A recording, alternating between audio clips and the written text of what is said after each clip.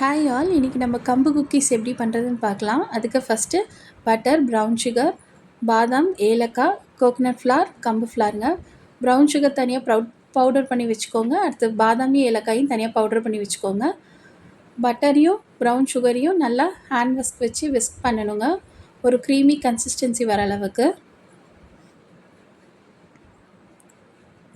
Next வந்து கம்பு ஃப்ளாரையும் பாதாமியும் ஏலக்காயும் powder பண்ணோம் இல்லைங்களா, அதை ரெண்டையும் ஆட் பண்ணணுங்க.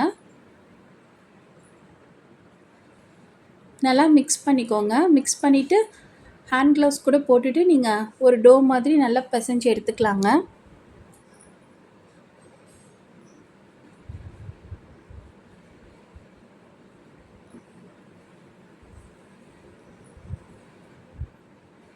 அப்புறம் உங்களுக்கு தேவையான ஷேப்பில் அதை கட் பண்ணி எடுத்துகிட்டு ஒரு ட்ரேயில் மாற்றிக்கோங்க.